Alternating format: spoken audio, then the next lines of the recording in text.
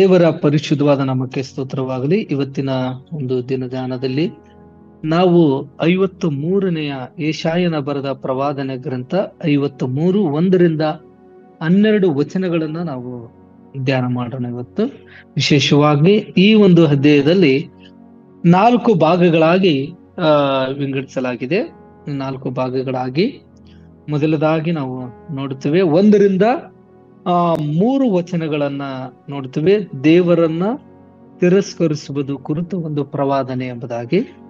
ಎರಡನೇದಾಗಿ ಆತನನ್ನ ಅಪರಾಧ ಪಾಪಗಳನ್ನ ಓರಿಸುವುದು ಅಥವಾ ಒತ್ತಿದ್ದಾನೆ ಎಂಬುದಾಗಿ. ಮೂರನೇದಾಗಿ 7ರಿಂದ 9ನೇ ವಚನದವರೆಗೆ ದೇವರ ಮರಣ ಮತ್ತು ಸಮಾಧಿಯ ಕುರಿತು ಒಂದು ಪ್ರವಾದನೆಯ. 4ನೇದಾಗಿ ನಾವು 53 10ನೇ ವಚನದಿಂದ 12ನೇ ವಚನದವರೆಗೆ ನೋಡ್ತೇವೆ ದೇವರು ಪುನರುತ್ಥಾನ ಮತ್ತು ಜಯದ ಪ್ರವಾದನೆ ಎಂಬುದಾಗಿ ಕೂಡ ನಾವು ನೋಡ್ತೇವೆ. ಕರ್ತನಲ್ಲಿ ಪ್ರೀತಿ ಉಳ್ಳವರೇ, ಈ ಅಧ್ಯಾಯವು ಯೆಶಾಯನ ಬರೆದ ಪ್ರವಾದನ ಗ್ರಂಥದಲ್ಲಿ ಒಂದು ಪ್ರವಾದನೆಯ ಭಾಗವಾಗಿದೆ ಎಂಬುದಾಗಿ. ಅಂದ್ರೆ ಇದು ಯೆಶಾಯನ ಪ್ರವಾದನೆ ಗ್ರಂಥ, ಪ್ರವಾದಿಯ ಒಂದು ಯೆಶಾಯನ ಬರೆದಂತ ಪ್ರವಾದನೆ ಇದಾಗಿದೆ. ಆದ್ರೆ ಇಲ್ಲಿ ನಾವು ಒಂದು ಗಮನಿಸಬೇಕಾದಂತ ಒಂದು ಸಂಗತಿ ಏನಪ್ಪಾ ಅಂದ್ರೆ, ಈ 53ನೇ ಒಂದು ಅಧ್ಯಾಯವನ್ನ ಯೇಸು ಕ್ರಿಸ್ತನ ಒಂದು ಜೀವನದ ಕುರಿತಾಗಿ, ಮರಣದ ಕುರಿತಾಗಿ ಮತ್ತು ಪುನರುತ್ಥಾನದ ಕುರಿತಾಗಿ ಇಲ್ಲಿ ಮುನ್ಸೂಚನೆಯಾಗಿ ಕಂಡು ಬರುವುದನ್ನ ನಾವು ಇಲ್ಲಿ ಈ ಒಂದು ಅಧ್ಯಾಯದಲ್ಲಿ ನಾವು ನೋಡ್ತೀವಿ ಇವತ್ತು. ಅಂದ್ರೆ ಯೆಶಾಯನ ಬರೆದಂತ ಪುಸ್ತಕದಲ್ಲಿ ಒಂದು ಅದ್ಭುತವಾದಂತ ಅಧ್ಯಾಯವನ್ನು ಕೂಡ ಇದು ಹೇಳ್ಬೋದು. ನಾವು ಓದುವಾಗ ನಮ್ಗೆ ಅಲ್ಲಿ ಮುಂದೆ ಅಲ್ಲಿ ಒಂದು ಮರಣ ಪುನರುತ್ಥಾನದ ಒಂದು ಜೀವನದ ಕುರಿತಾಗಿ ಬರೆಯಲ್ಪಟ್ಟಂತ ಒಂದು ಅಧ್ಯಾಯದಲ್ಲಿ ಇದು ಒಂದಾಗಿದೆ. ಯೇಸು ಕ್ರಿಸ್ತನ ಈ ಭೂಮಿಗೆ ಬರೋದಕ್ಕಿಂತ ಮುಂಚೆ 700 ವರ್ಷಗಳ ಮುಂಚೆ ಆತನ ಶ್ರಮಗಳ ಬಗ್ಗೆ, ಮರಣದ ಬಗ್ಗೆ, ಪುನರುತ್ಥಾನದ ಬಗ್ಗೆ ಇಲ್ಲಿ ನಾವು ನೋಡ್ತೇವೆ ಪ್ರಿಯರೇ. ಅಂದ್ರೆ ಈ ವಚನದಲ್ಲಿ, ಈ ಒಂದು ಎಲ್ಲಾ ವಚನಗಳಲ್ಲಿ ಆತನ ಶ್ರಮೆಗಳ ಬಗ್ಗೆ, ಆತನ ಒಂದು ಜೀವನದ ಬಗ್ಗೆ, ಮರಣದ ಬಗ್ಗೆ, ಪುನರುತ್ಥಾನದ ಬಗ್ಗೆ ಈ ಒಂದು ಅಧ್ಯಾಯದಲ್ಲಿ ನಾವು ನೋಡುತ್ತೇವೆ. 1ರಿಂದ 3 ವಚನಗಳಲ್ಲಿ ನಾವು ನೋಡುವಂತ ಸಂದರ್ಭದಲ್ಲಿ ಇಲ್ಲಿ ನಾವು 2ನೇ ವಚನ, 1ನೇ ವಚನ, 2ನೇ ವಚನ, 3 ವಚನಗಳಲ್ಲಿ ನಾವು ನೋಡುವಂತ ಸಂದರ್ಭದಲ್ಲಿ ದೇವರನ್ನ ತಿರಸ್ಕರಿಸುವಂತ ಕುರಿತು ಪ್ರವಾದನೆ ಎಂಬುದಾಗಿ ಕೂಡ ನಾವಿಲ್ಲಿ ನೋಡುವಂತವರಾಗಿದ್ದೇವೆ. ಇಲ್ಲಿ 2ನೇ ವಚನಕ್ಕೆ ನಾವು ಬರುವಂತ ಸಂದರ್ಭದಲ್ಲಿ ಒಣ ನೆಲದೊಳಗೆ ಬೇರಿನಿಂದ ಹೊರಡುವ ಅಂಕುರದಂತೆ ಬುಡದಿಂದ ಒಡೆಯುವ ಚಿಗುರಿನ ಹಾಗೂ, ಇಲ್ಲಿ ಕೊನೆ ಭಾಗದಲ್ಲಿ ನಾವು ನೋಡುತ್ತೇವೆ ಅವನು ಯೆಹೋವನ ದೃಷ್ಟಿಯಲ್ಲಿ ಬೆಳೆದನು, ಅವನು ಯಾವ ಅಂದ ಚಂದಗಳು ಇರಲಿಲ್ಲ, ನಾವು ಅವನನ್ನ ನೋಡಿದಾಗ ನೋಡತಕ್ಕ ಯಾವ ಲಕ್ಷಣವು ಅಲ್ಲಿ ನೋಡಿದಾಗ ಯಾವ ಲಕ್ಷಣವು ಕಾಣ್ಲಿಲ್ಲ ಎಂಬುದಾಗಿ ಕೂಡ 2ನೇ ವಚನದಲ್ಲಿ ನಾವು ನೋಡ್ತೀವಿ. ಇಲ್ಲಿ 2ನೇ ವಚನಕ್ಕೆ ನಾವು ಇನ್ನೊಂದು ಅರ್ಥ ನೋಡುವಾಗ ಆತನ ದೇವರ ಪ್ರಸನ್ನತೆಯಲ್ಲಿ ಬೆಳೆದನು ಎಂಬುದಾಗಿ ಇಲ್ಲಿ ನಾವು ಗಮನಿಸಬೇಕು. ಆತನ ಜೀವಿತ ಪ್ರಾರಂಭದಿಂದ ಕೊನೆವರೆಗೂ ದೇವರ ಮೇಲೆ ಆತುಕೊಂಡನು. ನೋಡ್ತೇವೆ ಆತನ ನೋಡ್ಲಿಕ್ಕೆ ಅಂದ ಚಂದಗಳು ಇರಲಿಲ್ಲ. ಅಂದ್ರೆ ಕರ್ತನಾದ ಯೇಸು ಕ್ರಿಸ್ತನು ಇಲ್ಲಿ ಬಡವನಾಗಿ, ಸೇವಕನಾಗಿ, ಯಾವುದೇ ರೀತಿಯ ಘನತೆಗಳನ್ನ ಇಲ್ಲದವನಾಗಿ ಈ ಭೂಲೋಕಕ್ಕೆ ಬಂದನೆಂಬುದಾಗಿ ಕೂಡ ನಾವು ನೋಡ್ತೇವೆ ಪ್ರಿಯರೇ. ಕರ್ತನಲ್ಲಿ ಪ್ರೀತಿ ಉಳ್ಳವರೇ, ಇಲ್ಲಿ 3ನೇ ವಚನಕ್ಕೆ ನಾವು ಬರುವಂತ ಸಂದರ್ಭದಲ್ಲಿ ನಾವು ನೋಡ್ತೇವೆ ಅವನು ಧಿಕ್ಕರಿಸಲ್ಪಟ್ಟವನು, ಮನುಷ್ಯರು ಸೇರಿಸಿಕೊಳ್ಳದವನು, ಸಂಕಷ್ಟಕ್ಕೆ ಒಳಗಾದವನು, ವ್ಯಾಧಿ ಪೀಡಿತನು, ಜನರ ಮುಖವನ್ನು ಹೊರೆ ಮಾಡಿಕೊಳ್ಳುವ ಧಿಕ್ಕರಕ್ಕೆ ಒಳಗಾದವನು ಆಗಿದ್ದಾನೆ, ನಾವು ಆತನನ್ನ ಲಕ್ಷ್ಯಕ್ಕೆ ತರಲಿಲ್ಲ ಎಂಬುದಾಗಿ ಕೂಡ ಇಲ್ಲಿ ವಚನದಲ್ಲಿ ನೋಡ್ತೇವೆ.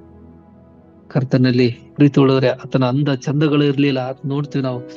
ಅದಕ್ಕಾಗಿ ಇಲ್ಲಿ ನಾವು 1ನೇ ವಚನದಲ್ಲಿ ಯೋಹನ ಬರೆದ ಸುವಾರ್ತೆಯಲ್ಲಿ 1ನೇ ಅಧ್ಯಾಯದಲ್ಲಿ ನಾವು ನೋಡ್ತೇವೆ 10ನೇ ವಚನ 11ನೇ ವಚನದಲ್ಲಿ ನೋಡುವಂತ ಸಂದರ್ಭದಲ್ಲಿ ಆತನು ಲೋಕದಲ್ಲಿ ಇದ್ದನು. ನೋಡ್ರಿ, ಇದು ಬರೆಯಲ್ಪಟ್ಟಂತದ್ದು ಯಾವಾಗ? ಇದು 700 ವರ್ಷಗಳ ಆದಮೇಲೆ ಯೇಸು ಸ್ವಾಮಿಯ ನಾವು ನೋಡ್ತೀವಿ ಭೂಮಿಗೆ ಬರೋದಕ್ಕಿಂತ ಮುಂಚೆ. ಅಂದ್ರೆ ಇಲ್ಲಿ ಯೆಶಾಯನ ಬರೆದ ಪ್ರವಾದನ ಗ್ರಂಥ ಇಲ್ಲಿಗೂ ನೋಡಿದ್ರೆ ಎಷ್ಟೋ ವರ್ಷಗಳ ಒಂದು ಅಂತರ ನೋಡ್ತೇವೆ. ಆತನು ಲೋಕದಲ್ಲಿದ್ದನು ಮತ್ತು ಲೋಕವು ಆತನ ಮೂಲಕ ಉಂಟಾಯ್ತು, ಆದರೂ ಲೋಕವು ಆತನನ್ನ ಅರಿಯಲಿಲ್ಲ. ಆತನ ತನ್ನ ಸ್ವಾಸ್ಥ್ಯಕ್ಕೆ ಬಂದನು, ಆದರೆ ಸ್ವಂತ ಜನರು ಆತನನ್ನ ಅಂಗೀಕರಿಸಲಿಲ್ಲ. ಇಲ್ಲಿ ಧಿಕ್ಕರಿಸಲ್ಪಟ್ರು, ಮನುಷ್ಯರು ಸೇರಿಸಿಕೊಳ್ಳಿಲ್ಲ ಅಂದ್ರೆ ಇಲ್ಲಿ ಸ್ವಂತ ಜನರೇ ಆತನನ್ನ ಅಂಗೀಕಾರ ಮಾಡ್ಲಿಲ್ಲ ಎಂಬುದಾಗಿ ಇಲ್ಲಿ ದೇವರ ವಚನದಲ್ಲಿ ನಾವು ನೋಡುತ್ತೇವ್ರಿ ಪ್ರಿಯರೇ.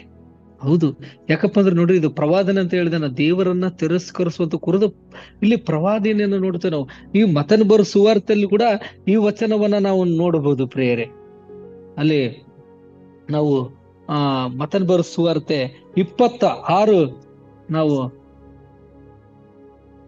67ನೇ ವಚನದಲ್ಲಿ ನಾವು 26, 60, 7, 68ರಲ್ಲಿ ಕೂಡ ಈ ಒಂದು ಮಾತನ್ನ ನಾವು ನೋಡುತ್ತೇವೆ. 67 ವಚನದಲ್ಲಿ ನೋಡುತ್ತೇವೆ, ಆಗ ಆತನ ಮುಖದ ಮೇಲೆ ಹುಗುಳಿ ಆತನನ್ನ ಗುದ್ದಿದರು. ಕೆಲವರು ಆತನ ಕೆನ್ನೆಗೆ ಏಟಾಕಿ, ಕ್ರಿಸ್ತನೇ ನಿನ್ನನ್ನ ಒಡೆದವರು ಯಾರು, ನಮಗೆ ಪ್ರವಾದನೆ ಹೇಳು ಎಂಬುದಾಗಿ ಅವನು ತಿರಸ್ಕಾರ ದುಃಖಿತಕ್ಕೆ ಒಳಗಾದನೆ ಎಂಬುದಾಗಿ ಕೂಡ ನಾವು ನೋಡ್ತೇವೆ. ಇಲ್ಲಿಂದ 1-3 ವಚನಗಳಲ್ಲಿ ನೋಡುವಾಗ ಆತನಲ್ಲಿ ಯಾವ ಅಂದ ಚಂದವೂ ಇರಲಿಲ್ಲ. ನಾವು ತಿಳ್ಕೋಬೇಕು.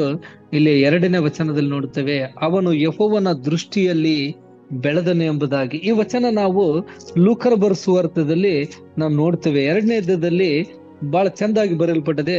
52ನೇ ವಚನದಲ್ಲಿ ನೋಡ್ತೇವೆ ನಾವು, ಯೇಸು ಜ್ಞಾನದಲ್ಲಿಯೂ ದೇಹ ಬಲದಲ್ಲಿಯೂ ವೃದ್ಧಿಯಾಗುತ್ತಾ ಬಂದನು.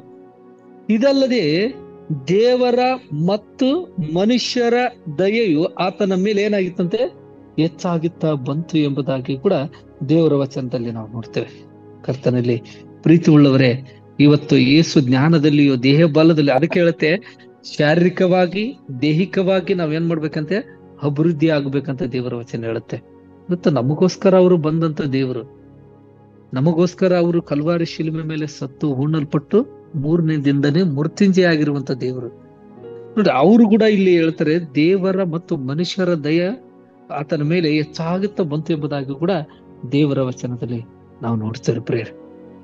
ಕರ್ತನಲ್ಲಿ ಪ್ರೀತಿ ಉಳ್ಳವರೇ, ನಾವು ಅನೇಕ ವಚನಗಳಲ್ಲಿ ನಾವು ನೋಡುವಾಗ ಇಲ್ಲಿ ಇನ್ನೊಂದು ವಚನವನ್ನ ನಾವು ಓದಿಕೊಳ್ಳೋಣ. ಫಿಲಿಪ್ಪಿದವರಿಗೆ ಬರೆದ ಪತ್ರಿಕೆ 2ನೇ ಅಧ್ಯಾಯದಲ್ಲಿ ಈ ಒಂದು ವಿಷಯಗಳನ್ನ ನಾವು ನೋಡುತ್ತೇವೆ. ಯಾಕಪ್ಪ ಅಂದ್ರೆ ಇಲ್ಲಿ 9ನೇ ವಚನಕ್ಕೆ ನಾವು ಬರುವಂತ ಸಂದರ್ಭದಲ್ಲಿ, ಈ ಕಾರಣದಿಂದ ದೇವರು ಆತನನ್ನ ಅತ್ಯುನ್ನತ ಸ್ಥಾನಕ್ಕೆ ಏರಿಸಿ ಎಲ್ಲ ಹೆಸರುಗಳಿಗಿಂತ ಶ್ರೇಷ್ಠವಾದ ಹೆಸರನ್ನು ಆತನಿಗೆ ದಯಪಾಲಿಸಿದ್ದಾನೆ. ಆದ್ದರಿಂದ ಸ್ವರ್ಗ ಮರ್ತ್ಯ ಪಾತಾಳಗಳಲ್ಲಿರುವರೆಲ್ಲರೂ ಯೇಸುವಿನ ಹೆಸರಿನಲ್ಲಿ ಅಡ್ಡ ಬಿದ್ದು ಯೇಸು ಕ್ರಿಸ್ತನ ಒಡೆಯನೆಂದು ಪ್ರತಿಜ್ಞೆ ಮಾಡಿದ ತಂದೆಯಾದ ದೇವರಿಗೆ ಘನವನ್ನ ಸಲ್ಲಿಸಿದ್ದೇನೆ ಎಂಬುದಾಗಿ ಫಿಲಿಪ್ಪಿ 2:7 ಕೂಡ ಈ ವಚನವನ್ನ ನೋಡ್ತೇವೆ. ತನ್ನನ್ನ ಬರಿದು ಮಾಡಿಕೊಂಡು ದಾಸನ ರೂಪವನ್ನ ಧರಿಸಿಕೊಂಡು ಮನುಷ್ಯರಿಗೆ ಸದೃಶ್ಯನಾದನು ಎಂಬುದಾಗಿ ಕೂಡ ಇಲ್ಲಿ ವಚನದಲ್ಲಿ ನಾವು ನೋಡುತ್ತೇವೆ ಪ್ರಿಯರೇ.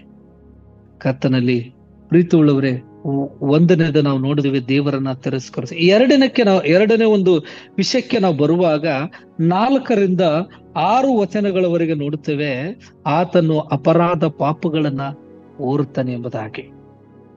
ಇಲ್ಲಿ 4ನೇ ವಚನಕ್ಕೆ ನಾವು ಬರುವಾಗ, ನಿಜವಾಗಿ ನಮ್ಮ ಕಷ್ಟಗಳನ್ನ ಅನುಭವಿಸಿದನು, ಅವನ ಒತ್ತ ಹೊರೆಯೇ ನಮ್ಮ ಸಂಕಟವೇ ಹೌದು ನೋಡಿ. ಮತ್ತೆ ನಾವಾದರೂ ಅವನು ದೇವರಿಂದ ಬಾಧಿತನು, ಪೆಟ್ಟು ತಿಂದವನು, ಕುಗ್ಗಿಸಲ್ಪಟ್ಟವನು ಎಂದು ಭಾವಿಸಿಕೊಂಡೆನು.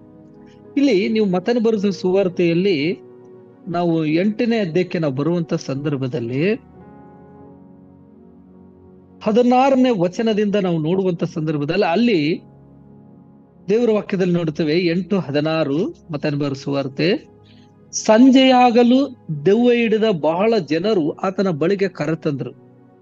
ಆತನು ಮಾತು ಮಾತ್ರದಿಂದಲೇ ದೆವ್ವಗಳನ್ನ ಬಿಡಿಸದಲ್ಲದೆ, ನೋಡಿ ಇಲ್ಲಿ ವಚನದಲ್ಲಿ ನಾವು ನೋಡ್ತೇವೆ, ಆತನ ಅಪರಾಧ ಪಾಪಗಳನ್ನ ಕುರಿತು ಪ್ರವಾದನೆ ಹೇಳಿದೆ. ಇಲ್ಲಿ ನಡೆಯುವಂಥದ್ದು ಮೈಯಲ್ಲಿ, ಅಂದ್ರೆ ದೆವ್ವಗಳನ್ನ ಬಿಡಿಸದಲ್ಲದೆ ಮೈಯಲ್ಲಿ ನೆಟ್ಟಗಿಲ್ಲದವರೆಲ್ಲರನ್ನು ವಾಸಿ ಮಾಡಿದನು. ಇದರಿಂದ ನಮ್ಮ ಬೇನೆಗಳನ್ನು ತಾನೇ ಹೊತ್ತುಕೊಂಡು ನಮ್ಮ ರೋಗಗಳನ್ನು ಹೊತ್ತುಕೊಂಡನೆಂದು ಯೆಶಾಯನೆಂಬ ಪ್ರವಾದಿಯಿಂದ ಹೇಳಿರುವ ಮಾತು ಈಗೇನಾಯ್ತಿದೆ, ನೆರವೇರುತ್ತೆ. ಅಲ್ಲಿ ಹೇಳಿದಾನೆ ಏನಂತ, 4ನೇ ವಚನ ನೋಡಿ ನೀವು, ನಿಜವಾಗಿ ನಮ್ಮ ಕಷ್ಟಗಳನ್ನ ಅನುಭವಿಸಿದನು. ನಮ್ಮ ಕಷ್ಟಗಳನ್ನ. ಇವತ್ತು ನಾವು ಎಷ್ಟೋ ಜನರು ನೋಡ್ತೇವೆ, ಸಭೆಗಳು ಬರ್ತಾರೆ, ನಮಗೆ ಕಷ್ಟ ಇದೆ, ನಮಗೆ ಒಂದು ತೊಂದರೆ ಇದೆ, ನಮಗೆ ಒಂದು ಶಾಪ ಇದೆ, ನಮಗ ಪಾಪ ಇದೆ, ಅದರಿಂದ ಬಿಡಿಸುವರು ಯಾರು ಎಂಬುದಾಗಿ. ಇಲ್ಲಿ ದೇವರ ವಚನ ಹೇಳುತ್ತೆ, ನಮ್ಮ ಬೇನೆಗಳನ್ನ ತಾನೇ ಹೊತ್ತುಕೊಂಡು, ನಮ್ಮ ರೋಗಗಳನ್ನ ಅಂತ ಹೇಳುತ್ತೆ, ಮತ್ತೆ ನಮ್ಮ ರೋಗಗಳನ್ನ ಹೊತ್ತುಕೊಂಡನೆಂಬುದಾಗಿ. ಮತ್ತು ನಮ್ಮ ಕರ್ತನಾಗಿರುವಂತ ಯೇಸು ಕ್ರಿಸ್ತನು ನಮ್ಮೆಲ್ಲ ಪಾಪಗಳು, ನಮ್ಮೆಲ್ಲ ಶಾಪಗಳು ಆತನ ಮೇಲಿದೆ. ಅದಕ್ಕಾಗಿ ನೀವು 22ನೇ ಕೀರ್ತನದಲ್ಲಿ ನಾವು ನೋಡ್ತೇವೆ, ಅಲ್ಲಿ ನನ್ನ ದೇವರೇ ನನ್ನ, ಅದು ಇದು ಕೂಡ ಒಂದು ಪ್ರವಾದನೆ ಪ್ರಿಯರೇ. ನೋಡ್ತೇವೆ, ಈ ಶಿಲುಬೆಗೆ ಹಾಕಿದಂತ ಒಂದು ಸಂದರ್ಭದಲ್ಲಿ ಹೇಳಿದಂತ ಮಾತು ಇಲ್ಲಿ ನೋಡ್ತೇವೆ, ನನ್ನ ದೇವರೇ ಯಾಕೆ ನನ್ನನ್ನು ಕೈ ಬಿಟ್ಟಿದೆ, ನೀನು ಯಾಕೆ ನನಗೆ ಸಹಾಯ ಮಾಡದೆ, ನನ್ನ ಕೂಗನ ಕೇಳದೆ ದೂರವಾಗಿದ್ದೆ. ನೋಡಿ ಪ್ರಿಯರೇ, ಇಲ್ಲಿ ನಾವು ನೋಡ್ತೇವೆ, ಇಲ್ಲಿ ಅವನ ದುಃಖಗಳನ್ನ, ಕಷ್ಟಗಳನ್ನ ಸಹಿಸಿಕೊಳ್ತಾನೆ ಎಂಬುದಾಗಿ, ಮತ್ತು ಗುದ್ದಲ್ಪಟ್ರೆ ಎಂಬುದಾಗಿ ನೋಡುತ್ತೇವೆ. ನಮ್ಮೆಲ್ಲ ಪಾಪಗಳು, ನಮ್ಮೆಲ್ಲ ಶಾಪಗಳು, ನಮ್ಮೆಲ್ಲ ದ್ರೋಹಗಳು ಮೂಲಕವಾಗಿ ಅಲ್ಲಿ 5ನೇ ವಚನಕ್ಕೆ ನಾವು ಬರುವಂತ ಸಂದರ್ಭದಲ್ಲಿ, ನಮ್ಮ ದ್ರೋಹಗಳ ದೆಸೆಯಿಂದ ಅವನಿಗೆ ಏನಾಯ್ತಂತೆ, ಗಾಯವಾಯ್ತು. ನಮ್ಮ ಅಪರಾಧ ನಿಮಿತ್ತ ಅವನ ಜಜ್ಜಲ್ಪಟ್ಟನು, ನಮಗೆ ಸುಕ್ಷೇಮವನ್ನು ಉಂಟು ಮಾಡುವ ದಂಡನೆಯನ್ನ ಅವನು ಅನುಭವಿಸಿದನಂತ ಹೇಳ್ತೇವೆ. ಅವನ ಬಾಸುಂಡೆಗಳಿಂದ ನಮಗೆ ಗುಣವಾಯಿತು. ನಾವೆಲ್ಲರೂ ಕುರಿಗಳಂತೆ ದಾರಿ ತಪ್ಪಿ ತೊಳಲುತ್ತಿದ್ದೆವು, ಪ್ರತಿಯೊಬ್ಬನು ತನ್ನ ದಾರಿಯನ್ನ ಹಿಡಿತಿದ್ದನು, ನಮ್ಮೆಲ್ಲರ ದೋಷ ಫಲವನ್ನ ಯೆಹೋವನ ಮೇಲೆ ಹಾಕಿದನು. ನೋಡಿ ಕರ್ತನಲ್ಲಿ ಪ್ರೀತಿಯುಳ್ಳವರೇ, ನಮ್ಮ ದುಃಖಗಳು, ನಮ್ಮ ಪಾಪಗಳು, ನಮ್ಮ ಶಾಪಗಳು, ನಮ್ಮ ಅಪರಾಧಗಳು ಯಾರು ಹೊತ್ಕೊಂಡ್ರು? ಕರ್ತನಾಗಿರುವಂತ ಯೇಸು. ಇಲ್ಲಿ ಪ್ರವಾದನೆ ಆಗಿದೆ, ಆದ್ರೆ ಮುಂದೆ 700 ವರ್ಷಗಳಿಂದ ಅದು ನಡೆಯಲ್ಪಡುತ್ತೆ ಎಂಬುದಾಗಿ ನೋಡ್ತೇವೆ. ಕರ್ತನಲ್ಲಿ ಪ್ರೀತಿಯುಳ್ಳವರೇ, ಎಷ್ಟು ಒಂದು ಸಂಗತಿಯನ್ನ ನಾವು ಈ ಒಂದು ಅಧ್ಯಾಯದಲ್ಲಿ ನಾವು ನೋಡಿದ. ಆತರ ಅಪರಾಧಗಳು ನೋಡ್ರಿ, ನಮ್ಮ ಎಲ್ಲ ಇಡೀ ಲೋಕದ ಪಾಪಗಳನ್ನ ಹೊತ್ತು ತೀರಿಸಿದನೆಂಬುದಾಗಿ ವಚನದಲ್ಲಿ ನೋಡ್ತೇವೆ. ನಮ್ಗೆಲ್ಲರಿಗೂ ಗೊತ್ತಿರುವಂತ ವಚನ ಯೋಹನ ಬರೆಸುವಂತೆ 3:16 ನೋಡ್ತೇವೆ. ಲೋಕದ ಮೇಲೆ ಎಷ್ಟೋ ಪ್ರೀತಿನಿಟ್ಟು ತನ್ನ ಮಗನನ್ನ ಈ ಭೂಲೋಕಕ್ಕೆ ಕೊಟ್ಟನು, ಒಬ್ಬರಾದ್ರೂ ನಾಶವಾಗಬಾರ್ದು, ಎಲ್ಲರೂ ನಿತ್ಯ ಜೀವವನ್ನ ಹೊಂದಿಕೊಳ್ಳಬೇಕೆಂಬುದಾಗಿ ಕೊಟ್ಟನೆಂಬುದಾಗಿ ಕೂಡ ದೇವರ ವಚನದಲ್ಲಿ ನಾವು ನೋಡ್ತೀವಿ ಪ್ರಿಯರೇ. ಆತ ನಂಬುವಂತ ಒಬ್ಬರಾದ್ರೂ ನಾಶವಾಗದೆ ಎಲ್ಲರೂ ಏನ್ ಮಾಡ್ಬೇಕಂತೆ, ನಿತ್ಯ ಜೀವ ಪಡೆಯಬೇಕೆಂದು ಆತನನ್ನು ಕೊಟ್ಟನು, ಅವ್ರು ಬಂದ್ರು ಎಂಬುದಾಗಿ ಕೂಡ ದೇವರ ವಚನ. ಇವತ್ತು ನಾವು ಇಲ್ಲಿ ಕೇಳಿಸಿಕೊಳ್ಳುವಂತ ಪ್ರತಿಯೊಬ್ಬರು ನಾವು ಅನ್ಕೊಂಡಿರ್ತೀವಿ, ನಮ್ಮ ಪಾಪಗಳು, ನಮ್ಮ ಶಾಪಗಳು, ಇದರಿಂದ ನಾವು ಬಿಡುಗಡೆ ಹೊಂದುತ್ತೀವ? ಖಂಡಿತ ಪ್ರಿಯ, ದೇವರ ವಾಕ್ಯ ಹೇಳುತ್ತೆ, ಬಾಯಿಂದ ಹರಕೆ ಮಾಡಿ ಹೃದಯದಿಂದ ನಂಬುದಾದ್ರೆ ಅವರಿಗೆ ರಕ್ಷಣೆ ಎಂಬುದಾಗಿ. ನಾವು ಇದರಿಂದ ನಾವು ಒಂದು ಪಾಪದಿಂದ, ಒಂದು ಶಾಪದಿಂದ, ಒಂದು ಅಪರಾಧಗಳಿಂದ ನಾವು ಹೊರಗಡೆ ಬರ್ಬೋದು, ಬಿಡುಗಡೆ. ಯಾಕಂದ್ರೆ ದೇವರು ಬಿಡುಗಡೆ ನಾಯಕನು, ಅವರು ಯಜಮಾನರು, ಅವರು ನಮ್ಗ ಬಿಡುಗಡೆ ಕೊಡುವವರಾಗಿದ್ದಾರೆ ಪ್ರಿಯರೇ. ಇದು 2ನೇ ವಿಷಯನ್ನ ನಾವು ನೋಡಿದ್ವಿ. ಈಗ 3ನೇ ವಿಷಯಕ್ಕೆ ನಾವು ಬರುವಾಗ 7ನೇ ವಚನದಿಂದ 9ನೇ ವಚನದವರೆಗೆ ನೋಡುವಂತ ಸಂದರ್ಭದ ದೇವರ ಮರಣ ಮತ್ತು ಸಮಾಧಿಯ ಕುರಿತು ಅಲ್ಲಿ ಏನಾಗಿದೆ, ಒಂದು ಪ್ರವಾದನೆ ಪ್ರಿಯರೇ. ನೋಡಿಲಿ 7ನೇ ವಚನಕ್ಕೆ ನಾವು ಬರುವಂತ ಸಂದರ್ಭದಲ್ಲಿ, ಅವನು ಬಾಧೆಗೆ ಒಳಗಾಗಿ ತನ್ನನ್ನ ತಗ್ಗಿಸಿಕೊಂಡನು. ಇಲ್ಲಿ ನೋಡ್ರಿ, ಇದೆಲ್ಲ ಪ್ರವಾದನೆ ಆಗ್ತಿದೆ, ಆದ್ರೂ ನಾವು ಫಿಲಿಪಿಯ ಪತ್ರಿಕೆಯಲ್ಲಿ ನಾವು ನೋಡಿದ್ವಿ, ತಗ್ಗಿಸಲ್ಪಟ್ಟವನು. ಅಲ್ಲಿ ವಚನವನ್ನ ನಾವು ಇನ್ನೊಮ್ಮೆ ವಚನವನ್ನ ಓದಿಕೊಳ್ಳೋಣ. ಅಲ್ಲಿ ಹೇಳುತ್ತೆ 7ನೇ ವಚನದಲ್ಲಿ, ತನ್ನನ್ನು ಬರಿದು ಮಾಡಿಕೊಂಡು ದಾಸನ ರೂಪವನ್ನ ಧರಿಸಿಕೊಂಡು ಮನುಷ್ಯರಿಗೆ ಸದೃಶ್ಯನಾದನು. ಹೀಗೆ ಆತನು ಆಕಾರದಲ್ಲಿ ಮನುಷ್ಯನಿಗೆ ಕಾಣಿಸಿಕೊಂಡಾಗ ತನ್ನನ್ನು ತಗ್ಗಿಸಿಕೊಂಡು ಮರಣವನ್ನ, ಅಂದರೆ ಶಿಲುಬೆಯ ಮರಣವನ್ನಾದರೂ ಹೊಂದುವಷ್ಟು ವಿಧೇಯನಾದನು. ಕರ್ತನಲ್ಲಿ ಪ್ರೀತಿ ಉಳ್ಳವರೇ, ಎಲ್ಲಿವರೆಗೆ ವಿಧೇಯನಾದನಂದ್ರೆ ಮರಣವನ್ನ ಬರುವನು. ವಚನದಲ್ಲಿ 7ನೇ ವಚನಕ್ಕೆ ನಾವು ಬರುವಂತ ಸಂದರ್ಭದಲ್ಲಿ, ಅವನ ಬಾಧೆಗೆ ಒಳಗಾಗಿ ತನ್ನನ್ನ ತಗ್ಗಿಸಿಕೊಂಡನು. ಬಾಯಿ ತೆರೆಯಲಿಲ್ಲ, ವೆದ್ಯ ಸ್ಥಾನಕ್ಕೆ ಒಯ್ಯಲ್ಪಡುವ ಕುರಿಯಂತೆ ಉಣ್ಣೆ ಕತ್ತರಿಸುವವರ ಮುಂದೆ ಮೌನವಾಗಿರುವ ಕುರಿ ಹಾಗೂ ಇದ್ದನು, ಬಾಯಿ ತೆರೆಯಲಿಲ್ಲ ಎಂಬುದಾಗಿ ಕೂಡ ದೇವರ ವಚನದಲ್ಲಿ ನೋಡುತ್ತೆ. ಇದು ಒಂದು ಪ್ರವಾದನೆ ಪ್ರೇರಣೆ. ಇಲ್ಲಿ ನಾವು ಯೋಹಾನ ಬರೆದ ಸುವಾರ್ತೆಯಲ್ಲಿ 1ನೇ ಅಧ್ಯಾಯ 29ನೇ ವಚನದಲ್ಲಿ ಅಲ್ಲಿ ಯೋಹಾನ್ ಹೇಳ್ತಾನೆ, ಮರುದಿನ ಯೋಹಾನನು ತನ್ನ ಕಡೆಗೆ ಬರುವ ಯೇಸುವನ್ನ ನೋಡ್ತಾನೆ. ನೋಡಿ ಏನ್ ಹೇಳ್ತಾನಂದ್ರೆ, ಅಗೋ ದೇವರು ನೇಮಿಸಿದ ಕುರಿ ಲೋಕದ ಪಾಪವನ್ನ ನಿವಾರಣೆನ ಮಾಡುವುದಂತ. ಲೋಕದ ಪಾಪ, ನನ್ನ ಹಿಂದೆ ಬರುವವನು ನನಗಿಂತ ಮೊದಲು ಇದ್ದವನು ನನಗೆ ಮುಂದಿನವನಾದನು ಎಂದು ನಾನು ಹೇಳಿದ ಮಾತು. ನೋಡ್ರಿ, ಈತನ ವಿಷಯವಾಗಿಯೇ ನನಗೆ ಆತನು ಗುರುತಿರಲಿಲ್ಲ. ಅಂದ್ರೆ ಇಲ್ಲಿ ವಚನದಲ್ಲಿ ನೋಡ್ತೇವೆ, ಯೋಹಾನ್ ಬರೀತಾನೆ, ಆತನ ಕಡೆಗೆ ಯೇಸು ಸ್ವಾಮಿ ಬರುವಂತ ಸಂದರ್ಭದಲ್ಲಿ ಅಗೋ ಯಜ್ಞಕ್ಕೆ ನೇಮಿಸಿದ ಕುರಿಮರಿ, ಅಂದ್ರೆ ಅವನು ಒಂದು ಯಜ್ಞಕ್ಕೆ ನೇಮಿಸಿರುವಂತ ಕುರಿಮರಿ, ಅಲ್ಲಿ ವೈದ್ಯ ಸ್ಥಾನಕ್ಕೆ ಒಯ್ಯಲ್ಪಡುವ ಕುರಿ ಅಂತ ಹೇಳುತ್ತೆ. ಅದೇ ಕಾರಣವಾಗಿದ್ದಾನೆ. ಕರ್ತನಲ್ಲಿ ಪ್ರೀತಿ ಉಳ್ಳವರೇ, ಇಲ್ಲಿ ನಾವು ನೋಡ್ತೇವೆ 8ನೇ ವಚನಕ್ಕೆ ನಾವು ಬರುವಂತ ಸಂದರ್ಭದಲ್ಲಿ, ಹಿಂಸೆಯು ನಾಯಿಯಿಂದ ಕೊಲ್ಲಲ್ಪಟ್ಟಿತ್ತು, ಇವನು ಜೀವ ಲೋಕದಿಂದ ಕೀಳಲ್ಪಟ್ಟಿದ್ದಾನೆ. ನಮ್ಮ ಜನಗಳ ದ್ರೋಹಗಳ ದೆಸೆಯಿಂದ ಇವನು ಪೆಟ್ಟು ಅವನ ಮೇಲೆ ಬಿತ್ತಲ್ಲ ಎಂದು ಅವನ ಕಾಲದವರಲ್ಲಿ ಯಾರು ಮನ ಮುಟ್ಟಿ ಮರಗಿದರು. ಅವನು ಯಾವ ಅನ್ಯಾಯವನ್ನ ಮಾಡದಿದ್ದರೂ, ಅವನ ಬಾಯಿಲಿ ಯಾವ ವಂಚನೆ ಇಲ್ಲದಿದ್ದರೂ, ಅವನ ಸತ್ತಾಗ ದುಷ್ಟರ ಮಧ್ಯೆ ಪುಷ್ಟರ ನಡುವೆ ಅವನನ್ನ ಹೂಣಲ್ಪಟ್ಟರು. ಆಗಲೇ ಹೇಳಿದ ಸಮಾಧಿ ಕುರಿತಾಗಿ ಅವನನ್ನ ಶ್ರೀಮಂತರೊಂದಿಗೆ ಸಮಾಧಿ ಮಾಡಲ. ಅಂದ್ರೆ ಅಲ್ಲಿ ನಾವು ವಚನ ಓದಿಸ್ತೀನಿ ನಿಮಗೆ. ಮತ್ತನ್ ಬರೋ ಸುವಾರ್ತೆಯಲ್ಲಿ ನಾವು 27ನೇ ಅಧ್ಯಾಯ 57ನೇ ವಚನ 60ರಿಂದ ನೋಡುವಾಗ ಅಲ್ಲಿ ಸಮಾಧಿಯನ್ನ ಮಾಡುವುದನ್ನ ನಾವು ನೋಡ್ತೇವೆ. ಅಲ್ಲಿ 57ನೇ ವಚನಕ್ಕೆ ನಾವು ಬರುವಂತ ಸಂದರ್ಭದಲ್ಲಿ, ಸಂಜೆಯಾದಾಗ ಅರಿಮತಾಯನ ಯೋಷಪನೆಂಬ ಒಬ್ಬ ಧನವಂತನಿದ್ದನು, ಶ್ರೀಮಂತನಿದ್ದನು. ಇವನು ಸಹ ಯೇಸುವಿನ ಶಿಷ್ಯನಾಗಿದ್ದನು. ಇವನು ಪಿಲಾತನ ಬಳಿಗೆ ಹೋಗಿ ಯೇಸುವಿನ ದೇಹವನ್ನು ತನಗೆ ಕೊಡಿಸಬೇಕೆಂದು ಬೇಡಿಕೊಳ್ಳಲಾಗಿ, ಪಿಲಾತನು ಅದನ್ನು ಕೊಡಬೇಕೆಂದು ಅಪ್ಪಣೆ ಮಾಡಿದನು. ಯೋಷಪ್ಪನು ಆ ದೇಹವನ್ನು ತೆಗೆದುಕೊಂಡೋಗಿ, ಅಂದ್ರೆ ಯೇಸು ಸ್ವಾಮಿ ದೇಹವನ್ನು ತೆಗೆದುಕೊಂಡು ಅದನ್ನು ಶುದ್ಧವಾದ ನಾರುಮಡಿಯಲ್ಲಿ ಸುತ್ತಿ ಬಂಡೆಯಲ್ಲಿ ತೋಡಿದ ತನ್ನ ಹೊಸ ಸಮಾಧಿ ಅಂತ ಹೇಳ್ತಂದ್ರೆ, ಹೊಸ ಸಮಾಧಿಯಲ್ಲಿ ಇಟ್ಟು ಸಮಾಧಿಗೆ ಬಾಗಿಲಿಗೆ ದೊಡ್ಡ ಕಲ್ಲನ್ನು ಉರುಳಿಸಿ ಹೋದನು ಎಂಬುದಾಗಿ ಇಲ್ಲಿ ದೇವರ ವಚನವನ್ನ ನಾವು ನೋಡ್ತೇವೆ. ಕರ್ತನಲ್ಲಿ ಪ್ರೀತಿ ಉಳ್ಳವರೇ, ನೀವು ಅಲ್ಲಿ 7ನೇ ವಚನಕ್ಕೆ ನಾವು ಹಿಂತಿರುಗಿ ನೀವು ಬರುವಂತ ಸಂದರ್ಭದಲ್ಲಿ ಅವನು ಬಾಧೆಗೆ ಒಳಗಾಗಿ, ನೋಡ್ರಿ, ಯಾರಿಗೋಸ್ಕರ ಪ್ರಿಯರೇ? ನಮಗೋಸ್ಕರ, ನಿಮ್ಮೆಲ್ಲರಿಗೋಸ್ಕರ, ಇಡೀ ಲೋಕಕ್ಕೆ, ಲೋಕದ ಪಾಪದ ನಿವಾರಣೆಗಾಗಿ ಆತನು ಸತ್ತನೆಂಬುದಾಗಿ ನೋಡ್ತೇವೆ. ಆತನಲ್ಲಿ ಶಿಲುವೆ ಮೇಲೆ ಮರಣವನ್ನ, ಅವರು ನಮಗಾಗಿ ಮರಣವನ್ನ ಹೊಂದಿದ್ರು ಎಂಬುದಾಗಿ, ಮತ್ತೆ ಸದಾ ಜೀವಿಸುವಂತ ದೇವರು, ಮೃತ್ಯುಂಜಯ ಆಗಿರುವಂತ ದೇವರು, ಚಿರಂಜೀವಿ, ಅಂದ್ರೆ ಅವರು ಸದಾ ಜೀವಿಸುವ ದೇವರಾಗಿದ್ದಾರೆ ಪ್ರಿಯರೇ.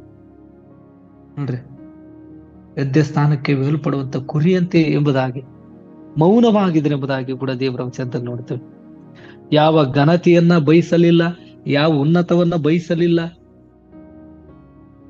ಕರ್ತನಲ್ಲಿ ಪ್ರೀತಿ ಉಳ್ಳವರೇ, ಇಲ್ಲಿ ನಾವು ನೋಡುವಂತ ಸಂದರ್ಭದಲ್ಲಿ ನಾವು 3 ವಿಷಯಗಳನ್ನು ನೋಡಿದ್ವಿ ದೇವರ ಮರಣ ಸಮಾಧಿ ಕುರಿತೀಗ 4ನೇ ವಿಷಯಕ್ಕೆ ನಾವು ಬರುವಂತ ಸಂದರ್ಭದಲ್ಲಿ ದೇವರು ಪುನರುತ್ಥಾನ ಮತ್ತು ಜಯದ ಪ್ರವಾದನೆ ಎಂಬುದಾಗಿ ನೋಡುತ್ತೇವೆ. 10ನೇ ವಚನದಿಂದ 12ನೇ ವಚನಕ್ಕೆ ನಾವು ಬರುವಂತ ಸಂದರ್ಭದಲ್ಲಿ 10ನೇ ವಚನ ಹೇಳುವಂತದ್ದನ್ನ ನಾವು ನೋಡ್ತೇವೆ. ಅವನು ಜಜ್ಜುವುದು ಯಾರ ಸಂಕಲ್ಪ ಆಗಿತ್ತಂತ? ಯೆಹೋವನ ಸಂಕಲ್ಪವಾಗಿತ್ತು. ಆತನು ಅವನನ್ನ ವ್ಯಾಧಿಯಿಂದಲೂ ಬಾಧಿಸಿ ಹೀಗೆಂದುಕೊಂಡನು, ಇವನು ನನ್ನ ಆತ್ಮವನ್ನ ಪ್ರಾಯಚಿತ್ತಕ್ಕಾಗಿ ಒಪ್ಪಿಸಿದ ಮೇಲೆ ತನ್ನ ಸಂತಾನವನ್ನ ನೋಡುವವನು ಚಿರಂಜೀವಿ ಆಗುವನು. ನನ್ನ ಸಂಕಲ್ಪವು ಇವನ ಕೈಯಿಂದ ನೆರವೇರುವುದು.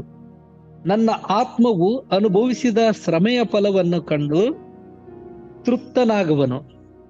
ನೋಡಿ, ಇಲ್ಲಿ ವಚನ, ನೀವು ದೇವರ ಸಂಕಲ್ಪ ಅಂತ, ಆತನ ಜಜ್ಜುವುದು, ಆತನ ಅಂದ್ರೆ ಅಲ್ಲಿ ಆತನು ಈ ಲೋಕಕ್ಕೆ ಬರುವುದು, ಸೇವೆ ಮಾಡುವುದು, ಆತನು ಜನರ ಪಾಪಗಳಿಗೆ ಸಾಯುವುದು, ಹೂಣಲ್ಪಡುವುದು, ಪುನರುತ್ಥಾನ ಆಗೋದು ಯೆಹೋವನ ಸಂಕಲ್ಪ. ನಾವ್ ಅನ್ಕೊಂತು, ಯಾಕೆ ಸಾಯ್ಬೇಕಿತ್ತು ನಮ್ಮ ಪಾಪಗಳಿಗೋಸ್ಕರ? ಅದು ಯೆಹೋವನ ಸಂಕಲ್ಪ, ದೇವರ ಸಂಕಲ್ಪ ಎಂಬುದಾಗಿ ಕೂಡ ದೇವರ ವಚನದಲ್ಲಿ ನಾವು ನೋಡುತ್ತೇವೆ. ಕರ್ತನಲ್ಲಿ ಪ್ರೀತಿ ಉಳ್ಳವರೇ, ಇಲ್ಲಿ ನಾವು ರೋಮಾಪುರದವರಿಗೆ ಬರೆದ ಪತ್ರಿಕೆಯಲ್ಲಿ ಒಂದು ವಚನವನ್ನ ನಾವು ಓದಿಕೊಳ್ಳೋಣ. 8ನೇ ಅಧ್ಯಾಯದಲ್ಲಿ 8:28 ವಚನದಲ್ಲಿ ನಾವು ನೋಡ್ತೇವೆ, ಇದಲ್ಲದೆ ದೇವರ ಸಂಕಲ್ಪದ ಮೇರೆಗೆ ಕರೆಯಲ್ಪಟ್ಟು ಆತನನ್ನ ಪ್ರೀತಿಸುವರ ಹಿತಕ್ಕಾಗಿ ಎಲ್ಲಾ ಕಾರ್ಯಗಳು ಏನಾಗ್ತಾವಂತೆ, ಅನುಕೂಲವಾಗ್ತವೆ. ಇಲ್ಲಿ ವಚನ ನೋಡ್ರಿ, ದೇವರು ಸಂಕಲ್ಪದ ಮೇರೆಗೆ ನಾವು ಕರೆಯಲ್ಪಟ್ಟಂತವರು, ಆತನನ್ನ ಪ್ರೀತಿಸುವರ ಹಿತಕ್ಕಾಗಿ, ಹಿತ ಅಂದ್ರೆ ನಾವೊಂದು ಒಳ್ಳೆಯದು, ಹಿತಕ್ಕಾಗಿ ಎಲ್ಲಾ ಕಾರ್ಯಗಳು, ಒಂದಲ್ಲ ಎಲ್ಲಾ ಕಾರ್ಯಗಳು ಅನುಕೂಲವಾಗುತ್ತೆ ಎಂದು ನಮಗೆ ಗೊತ್ತದೆ. ನೋಡ್ರಿ, ಹಿತಕ್ಕಾಗಿ ದೇವರ ಸಂಕಲ್ಪದ ಮೇರೆಗೆ ನಾವು ಕರೆಯಲ್ಪಟ್ಟಂತವರು. ಇವತ್ತು ದೇವರು ನಮ್ಮನ್ನ ಕರೆದಿದ್ದಾನ್ರಿ, ಯಾರು ನಮ್ಮನ್ನ ಕರೆದಿಲ್ಲ. ಅಂದು ನಮ್ಮನ್ನ ದೇವರು ತನ್ನ ಕೃಪೆಯಿಂದಲೇ ಕರೆದಿದ್ದಾನೆ, ಸೆಳೆದುಕೊಂಡಿದ್ದಾನೆ. ಯೋಹಾನ 15:16 ನೋಡುತ್ತೇವೆ, ನಾನು ನಿಮ್ಮನ್ನ ಆರಿಸಿ ತೆಗೆದುಕೊಂಡೆನು, ನೀವು ಹೊರಟೋಗಿ ಫಲ ಕೊಡುವರಾಗಿರ್ಬೇಕೆಂತಲೂ ನೀವು ಕೊಡುವ ಫಲ ಏನಾಗ್ಬೇಕಂತೆ, ನಿಲ್ಲುವಂತದಾಗಬೇಕೆಂತಲೂ ನಿಮ್ಮನ್ನು ನೇಮಿಸಿದ್ದೇನೆ. ಈಗಿರಲಾಗಿ ನನ್ನ ಹೆಸರಿನಲ್ಲಿ ತಂದೆ ಏನನ್ನು ಬೇಡಿಕೊಳ್ಳುತ್ತೀರೋ ಅದನ್ನು ಆತನು ನಿಮಗೆ ಏನ್ ಮಾಡ್ತಾನಂತೆ, ಕೊಡ್ತಾನೆ ಎಂಬುದಾಗಿ. ಕರ್ತನಲ್ಲಿ ಪ್ರೀತಿ ಉಳ್ಳವರೇ, ಇಲ್ಲಿ ನಾವು ಪ್ರವಾದನೆಯ ಒಂದು ಅಧ್ಯಾಯಗಳನ್ನ ನೋಡುವಂತ ಸಂದರ್ಭದಲ್ಲಿ ಅವರು ನಮಗೋಸ್ಕರ ವಿಜ್ಞಾಪನೆ ಮಾಡುವಂತವ್ರು, ನಮಗೋಸ್ಕರ ಅವರ ಸಹಾಯ ಮಾಡುವಂತವರು, ನಮಗೋಸ್ಕರ ಎಲ್ಲಾ ಒಂದು ಸಹಿಸಿಕೊಂಡ್ರೆ ಎಂಬುದಾಗಿ ಕೂಡ ನಾವು ನೋಡ್ತೇವೆ. ನೋಡಿ, ಇಲ್ಲಿ ನಾವು ಆಗಲೇ ಓದಿದ ಹಾಗೆ ಅವನು ಜಜ್ಜಲ್ಪಡೋದು ಯೆಹೋವನ ಸಂಕಲ್ಪವಾಗಿತ್ತು. ಕರ್ತನಲ್ಲಿ ಪ್ರೀತಿ ಉಳ್ಳವರ ಅವರ ಅಪರಾಧಗಳನ್ನು ಒತ್ತುಕೊಂಡನೆಂಬುದಾಗಿ ಕೂಡ 11ನೇ ವಚನ ಕೊನೆ ಭಾಗದಲ್ಲಿ ನೋಡ್ತೇವೆ ನಾವು. ಮತ್ತೆ 12ನೇ ವಚನಕ್ಕೆ ಬರುವಂತ ಸಂದರ್ಭದಲ್ಲಿ, ಇವನು ಇಂಥವನಾಗಿರುವುದರಿಂದ ನಾನು ಇವನಿಗೆ ದೊಡ್ಡವರ ಸಂಗಡ ಪಾಲು ಕೊಡುವೆನು. ನೋಡ್ರಿ, ಇವೆಲ್ಲ ವಚನದಲ್ಲಿ ನೋಡಿ, ಇಂಥವನಾಗಿರುವುದರಿಂದ ತಗ್ಗಿಸಲ್ಪಟ್ಟವರು. ನೋಡ್ರಿ, ಅಲ್ಲಿ ವಚನದಲ್ಲಿ ನೋಡ್ತೇವೆ, ನಮ್ಮ ಅಪರಾಧಗಳನ್ನ ಹೊತ್ತುಕೊಂಡನು, ಬಾಧೆಗಳನ್ನ, ಬಾಸುಂಡಿಗಳನ್ನ ನಮ್ಗೆ ಗುಣವಾಯ್ತು, ತಗ್ಗಿಸಲ್ಪಟ್ಟನು. ಯಾರ ಸಂಗಡ ಅಂದ್ರೆ ಇಲ್ಲಿ ವಚನ 12ನೇ ವಚನದಲ್ಲಿ ನಾವು ಸ್ಪಷ್ಟವಾಗಿ ಹೇಳುವಂಥದ್ದು, ಇವನಿಗೆ ದೊಡ್ಡವರ ಸಂಗಡ ಪಾಲು ಕೊಡುವೆನು, ಇವನು ಬಲಿಷ್ಠರೊಡನೆ ಸೊರೆನ ಹಂಚಿಕೊಳ್ಳುವನು, ತನ್ನ ಪ್ರಾಣವನ್ನ ದಾರಿಗೆರೆದು ಮರಣ ಹೊಂದಿ ದ್ರೋಹಿಗಳೊಂದಿಗೆ ತನ್ನನ್ನ ಎಣಿಸಿಕೊಂಡನು, ಬಹುಜನರ ದ್ರೋಹಗಳ ಪಾಪವನ್ನು ಓರುತ್ತಾ ಅವರಿಗಾಗಿ ವಿಜ್ಞಾಪನೆ ಮಾಡಿದನಲ್ಲ ಎಂಬುದಾಗಿ. ಈ ಒಂದು ವಚನ ಕೊನೆದಾಗಿ ನಾನು ಓದಿ ಮುಗಿಸ್ತೀನಿ. ಆ ವಿಜ್ಞಾಪನೆ ಕುರಿತಾಗಿ ಅಲ್ಲಿ ಪ್ರವಾದನೆ ಆಗಿದೆ. ಈ ಒಂದು ವಚನ ಹೊಸ ಒಡಂಬಡಿಕೆಯಲ್ಲಿ ನಾವು ನೋಡ್ತೇವೆ. ರೋಮ 8:34 ಮತ್ತು ಇಬ್ರಿಯ 7:25 ವಚನದಲ್ಲಿ ನಾವು ನೋಡ್ತೇವೆ. ಇಬ್ರಿಯ ಪತ್ರಿಕೆಯಲ್ಲಿ 7ನೇ ಅಧ್ಯಾಯ 25ನೇ ವಚನದಲ್ಲಿ ನಾವು ನೋಡುವಂತ ಸಂದರ್ಭದಲ್ಲಿ ಹೇಳುತ್ತೆ, ಆದ ಕಾರಣ ಆತನು ತನ್ನ ಮೂಲಕ ದೇವರ ಬಳಿಗೆ ಬರುವವರನ್ನ, ನೋಡ್ರಿ ವಚನ ಹೇಳುತ್ತೆ, ಆತನು ತನ್ನ ಮೂಲಕ ದೇವರ ಬಳಿಗೆ ಬರುವವರನ್ನ ಸಂಪೂರ್ಣವಾಗಿ ರಕ್ಷಿಸುವುದಕ್ಕೆ ಶಕ್ತನಾಗಿದ್ದಾನೆ, ಅವರಿಗೋಸ್ಕರ ವಿಜ್ಞಾಪನೆ ಮಾಡುವುದಕ್ಕೆ ಯಾವಾಗಲೂ ಬದುಕುವನಾಗಿದ್ದಾನೆ ಎಂಬುದಾಗಿ ದೇವರ ವಚನ ಹೇಳುತ್ತೆ. ನೋಡ್ರಿ, ಅವರು ಸಹಾಯಕರಾಗಿದ್ದಾರೆ, ನಮಗೋಸ್ಕರ ವಿಜ್ಞಾಪನೆ ಮಾಡುವಂತವರಾಗಿದ್ದಾರೆ. ಕರ್ತನಲ್ಲಿ ಪ್ರೀತಿಯುಳ್ಳವರೇ, ಈ ಒಂದು ಅಧ್ಯಾಯವನ್ನು ದೇವರ ಕೃಪೆಯಿಂದ ಧ್ಯಾನ ಮಾಡುವಂತೆ ಕೃಪೆ ಮಾಡಿದ್ರು. ದೇವರು ಈ ವಾಕ್ಯವನ್ನು ದೇವರು ಆಶೀರ್ವದಿಸಲಿ. ನಾವು ಪ್ರಾರ್ಥಿಸೋಣ. ನಮ್ಮನ್ನ ಬಾಳವಾಗಿ ಪ್ರೀತಿಸುವ ಪರಲೋಕದ ನಮ್ಮ ತಂದೆಯ ದೇವರೇ, ಪರಿಶುದ್ಧನು, ಮಹೋನ್ನತನು, ಸರ್ವಶಕ್ತನಾಗಿರುವಂತ ಯೇಸಪ್ಪ, ನಿನಗೆ ಸ್ತೋತ್ರ. ಈ ಒಂದು ದಿನದಾನದಲ್ಲಿ ಕರ್ತನೆ ನಾವು ಧ್ಯಾನಿಸುವಂತೆ ವಾಕ್ಯಗಳನ್ನ ಕರ್ತನೆ ನಮ್ಮೊಟ್ಟಿಗೆ ಮಾತನಾಡಿದಕ್ಕಾಗಿ ಸ್ತೋತ್ರಪ್ಪ. ವಿಶೇಷವಾಗಿ ಕರ್ತನೆ ನಾವು ಪ್ರಾರ್ಥಿಸುತ್ತೇವೆ. ವಿಶೇಷವಾಗಿ ಈ ಒಂದು ಜಿಮ್ ಮೀಟಿಂಗ್ ನಲ್ಲಿ ಇರುವಂತ ಎಲ್ಲಾ ದೇವರ ಮಕ್ಕಳನ್ನ ನೀನು ಆಶೀರ್ವದಿಸು, ಬಲಪಡಿಸು. ನಿನಗೆ ಸ್ತೋತ್ರ. ಶಾರೀರಿಕವಾಗಿ ಕರ್ತನೆ ಬೆಳಿಲಿಕ್ಕಾಗುವಂತೆ ಸಹಾಯ ಮಾಡು, ಆಶೀರ್ವದಿಸಿ. ಈ ದಿನವನ್ನ ನಮ್ಮ ಜೀವಿತದಲ್ಲಿ ಕೊಟ್ಟಿದ್ದಿ. ಈ ದಿನದಲ್ಲಿ ಕೊಡಲ್ಪಟ್ಟಂತ ಎಲ್ಲಾ ಸೇವೆಗಳು, ಕೆಲಸಗಳು, ಕಾರ್ಯಗಳು ಎಲ್ಲವನ್ನ ಕರ್ತನೆ ನಿನ್ನ ನಾಮದಲ್ಲಿ ಮಾಡ್ಲಿಕ್ಕಾಗುವಂತ ಕೂಡ ಸಹಾಯ ಮಾಡು, ಆಶೀರ್ವದಿಸು, ಬಲಪಡಿಸು. ಯೇಸುವಿನ ನಾಮದಲ್ಲಿ ಬೇಡಿದ್ದೇವೆ ನಮ್ಮ ಪರಲೋಕದ ತಂದೆ, ಆಮೆನ್.